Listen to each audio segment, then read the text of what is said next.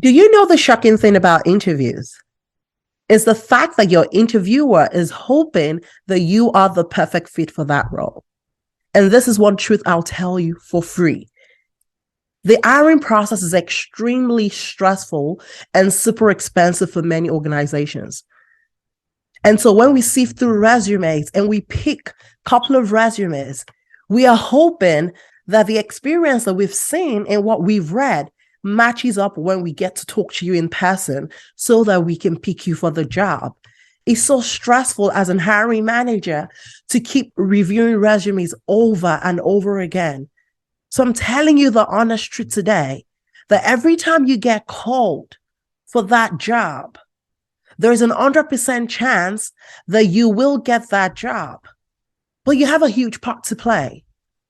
You need to prove to me that you are the perfect fit for the job. That is all the interviewer needs from you. Prove to me that you are the perfect fit for the job, because I think so. Every interviewer comes into that meeting with high expectations. The question is, can you meet my expectation or not? Now, that's what today's episode is all about. In today's episode, I'm going to be teaching you how to smash that interview so that you can land your dream job. But before we get into all of that, let's have some introduction.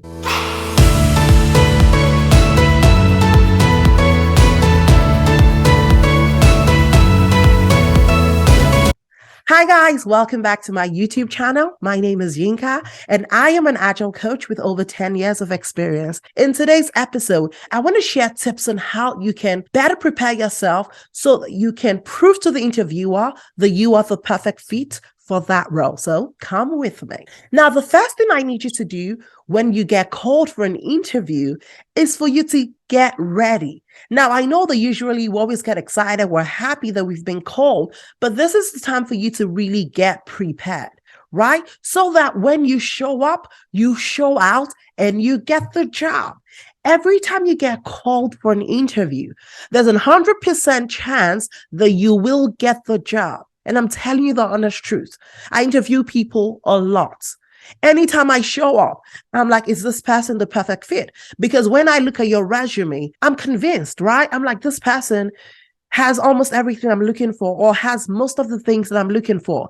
But then I want to have a conversation with you to see how you think, to learn from your experience and see how you can be the perfect fit for the role. That is why you get called for an interview. And we're looking out for a bunch of things. And your own job is to show out and just convince me that, yes, my assumption is correct. You are the perfect fit for the role. I want you to show up with so much confidence because when I join you in a Zoom conversation, your energy is going to flow. And the way you look, the way you speak, the way you have conversations with me is all making meaning to me and is helping me decide whether you're a perfect fit or not. So I want you, when you show up, look the part. Look very professional. It doesn't matter whether it's a Zoom interview. You still need to look the part. Dress up the way you would if you were to actually go to that organization and apply for that job. Are you going to be wearing t-shirts? I guess not. So please, why would you show up with a t-shirt for an interview? Now, I know some of you might be thinking I'm going extreme. If I've not seen someone wear a nice t-shirt, I will not bring this up. Maybe the person forgot, maybe not, but please do not make that kind of mistake.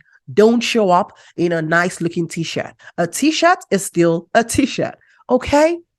Also, dress calm. Don't look overly loud. You're not coming up for a party. This is an interview. Look your part. Look like the professional that you are, okay? So show up, look the part, look professional. Let me see, without even hearing a word from you, that you are the perfect fit. Okay? Now, when you're showing up, I want you to show up confidently because it shows when you're a confident person. It's written all over your face. It's written even in the way you speak. It's written in the way you are seated. It's written in the way you look. You're not all slouchy. You're not moping. You are showing up with a big smile and you're just excited. And I can feel that energy It's needed. It's necessary, right? Now, when you show up looking all confident, dressing the part, and giving me that right energy, you don't have to wait for me to say hi to you, okay? You were supposed to be a confident person. Take that lead and say, hello, good morning. How are you doing? How was your week? How was your day? If it's an afternoon meeting, how has your day been? Hope it's not been stressful. Start up that conversation. What you're doing is you are breaking the ice, because I might have had a stressful day. That when I hear, how are you doing? How has your day been? You're opening up a conversation for me to be like, oh, shoot, my day's been stressful, or it's not been, right? Depending on my energy, I might also respond, to that question, or I might want to keep it simple. It depends. But many times when you start the conversation by saying hello and then taking it a step further to ask about my day or ask about my week, or, whatever it is, just to break the ice, you make both of us more relaxed. You end up being even more relaxed yourself, because then you probably would make me smile and you're also smiling. And before you know it, your nerves are down, and you need your nerves to be down if you want to smash an interview. I want you to know that at the end of the day, you are talking to people. We're not gods, we're human beings, right?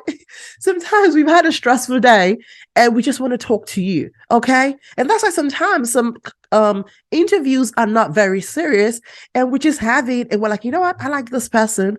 Let's give this person a shot. And other times, we might drill you and drill you and drill you. It just depends. But at the end of the day, when you show up confidently and you start up the conversation, you actually give yourself a good urge, because that way you create that environment and you give me that vibe that you're confident, that you're in control, you understand how to communicate, and you're a people person.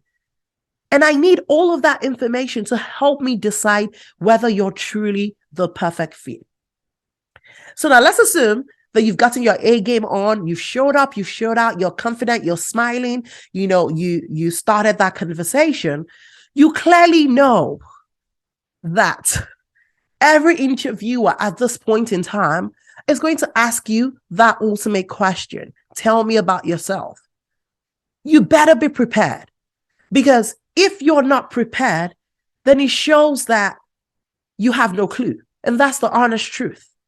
Because I'm asking you to tell me about yourself. Like, who is going to know you more than you?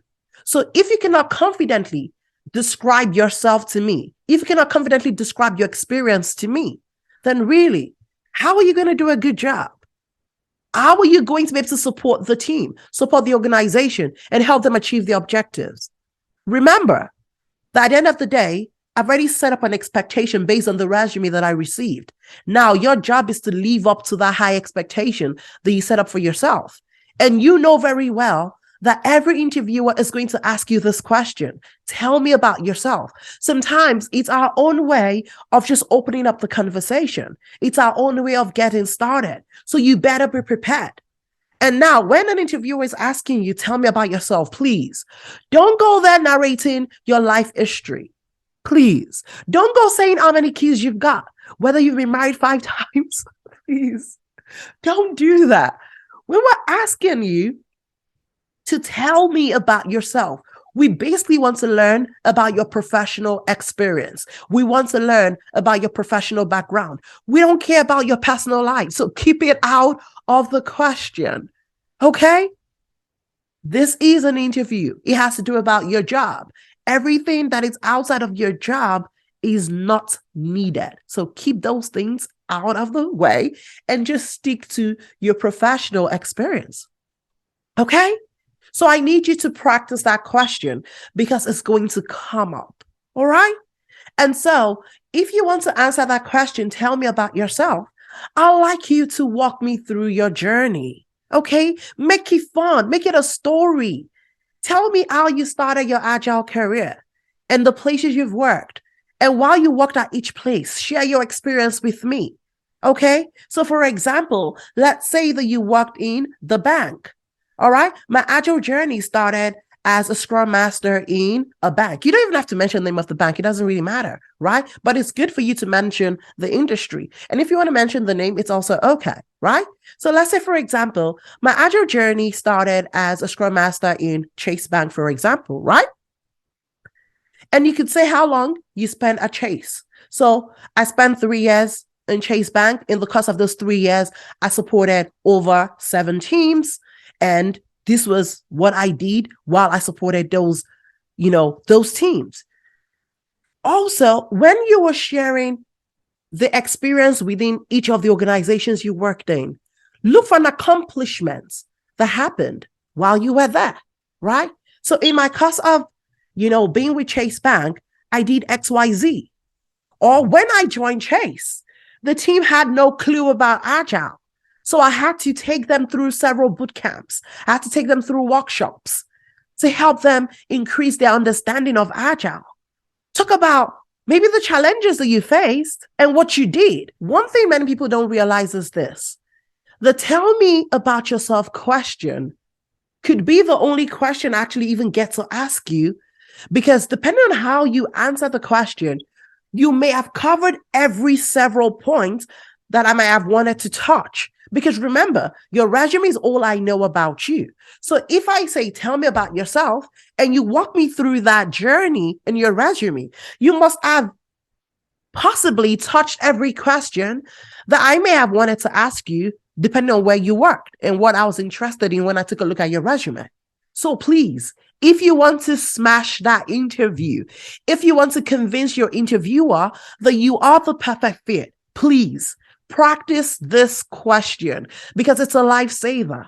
And depending on how you say it, you get to be in control of that interview process, because now you're telling me a story. And then what tends to happen many times is I will pick cues from what you've said, and then I'll ask you questions based on that many times. Right? So depending on what you say, maybe while you at Chase or while you at somewhere else, I could say, oh, so what happened? If you said maybe something happened to a team. Oh, so what happened? How were you able to overcome that? So make your story before you show up. Don't start thinking of it. There's no way you can give a great story right on the spot. You're going to miss so many points. So if you want to give a good story, you have to write it ahead of time. You have to practice saying it, right? So by the time you show up, it sounds really nice. Now, many of you sent me messages and you're like, oh, I watched your YouTube video. It was so amazing. I listened to your podcast. It was amazing. Now, it was amazing because I just did not show up and start talking. I thought through what I was going to say. Many times I will write points down so that when I'm talking in a structured manner. Otherwise, there's so much I know about Agile that if I don't think through what I want to say, I might end up saying different things. I don't even make a point at the end of the day. So even for my podcast and my YouTube videos, I have to sit down and think about what I want to say. How do I want to say it? Now, will this come across like the way I want it to come across? So actually prepare for every video. So if I am preparing for every video, if I am preparing for every podcast that is free for you to consume, then how much more you, who is trying to apply for a job that you will be making good money from? What stops you from preparing for that ultimate question that you clearly know they are going to ask you? So please, no more excuses. No more excuses. Prepare ahead of time, because 95% out of the time, an interviewer is going to ask you that question. So please, show up, show out, and smash that interview. Now, another thing that I've noticed that many people do, and it doesn't make you come across as someone who's very intelligent, maybe a better word, maybe intelligence is too harsh. But another thing I've noticed is many times after the interview, as an interviewer, I'm going to ask you, do you have any questions? And then you come back and tell me you have no question. Like, are you kidding me? Why shouldn't you have questions? You're applying for a job. You don't have any question about the position. You don't have any question about the company. You don't have any question about the team, about how they work, or whatever insight you feel like I should be able to give you or I could give you. Why would you say you don't have any question? It shows that you're not prepared. Please write some questions down for me. And even if it's only one, you're going to get to ask, right? Please ask, whatever it is. Remember that I told you that you have the 100% chance of getting the job. You just need to prove to me that you are the perfect fit. And when I see you ask me certain questions, I'm almost convinced that you feel like, you know what, you're going to get this job. And right now you're trying to figure out what the next step is. And sometimes that could actually convince me to say, you know what, this person is a good fit. Let's give him a try. And then I will open up and even talk more. So you can position yourself in such a way that you convince me that, you know what, don't stress yourself interviewing other people. You will find that right person, and that right person is me, right? That is your job when you show up for interviews. Prove to me that you are the perfect fit, because I already have high expectations. Otherwise, I will not even waste my time trying to interview you. Why would I want to interview somebody that I think is not going to get the job? Like, seriously, that's a waste of time for me. Imagine that I am the hiring manager for the company. I don't have time to waste. I'm looking for the right fit. And so when I tell the recruiting company to have you come in, or I tell my HR to have you come in, I mean business. And I just need you to prove that point to me. Now, another thing I like to share as I bring this episode to a close is this. In the course of the interview, make it conversational. Don't give me straight answers, because whenever you give your interviewer straight answers, then it's going to create opportunities for him to keep asking you more questions. Let it be a conversation. Look at how I'm talking to you today, right? You're listening to this episode. It's like a conversation right now. There's nobody here with me. I'm talking to my mic. This is my interviewer. But look at how I've embraced the mic. Look at how I'm loving the mic. Look at how the mic is coming across like the mic is human. And I'm having a conversation with the mic. Because every time I talk to the mic, I am responding, even though you can't hear my response. And then based on that, I am speaking back. And that's why these videos and these episodes and podcasts come across like I'm talking directly to you. Because first of all, I'm showing up. I'm confident. I'm all smiles. I've read messages where sometimes people ask me, are other people in the room with you when you're recording? Because sometimes I'm like, she's laughing to herself. Because I heard what I said. It sounded funny. And it meant that I needed to laugh. And that's why I'm laughing. Like right now, it's funny. So why shouldn't I laugh and smile? The fact that you're in an interview does not mean you should lose yourself. If you're a funny person, infuse that funniness into the interview, right? Don't go overboard, but keep it simple, right? But smile, make it a conversation. At the end of the day, you're talking to people. At the end of the day, you're talking to people, right? So I hope that today's episode is going to raise the bar for you. It's going to give you a new level of confidence to know that you have 100% chance of getting that job. And that's all the confidence that you need. Because in reality, as the interviewer, I'm also rooting for you. I want you to be that perfect fit. So please, just show up and convince me that you are the perfect fit so that we can just move along and you can get to work. Okay? All right, guys. Thank you so much for listening as always. Sorry in advance if my voice is a bit cracky or cranky or whatever word it is. I have cold this Thanksgiving weekend. I was sick all through, but because I love you guys so much, I decided to still come up, show out, and still drop you guys an episode today. So forgive my voice. It's actually blocked right now, but hey, it just shows how much I love you guys. So please, I'm wishing you guys the best. I want you all to be successful. I want you to get that dream job. I want you to succeed. I want you to live the dream. And so I am contributing my part to your journey and to your success. And I hope that in a very short while, you send me a message to tell me that you got your dream job. Thank you so much for listening, as always. And please don't forget to share. Don't forget to like. Don't forget to subscribe. Don't forget to leave a review. And please don't forget to tell your social friends. Please help spread the good news. Thank you so much. I love you guys, and I'll catch you in my next episode. Bye for now.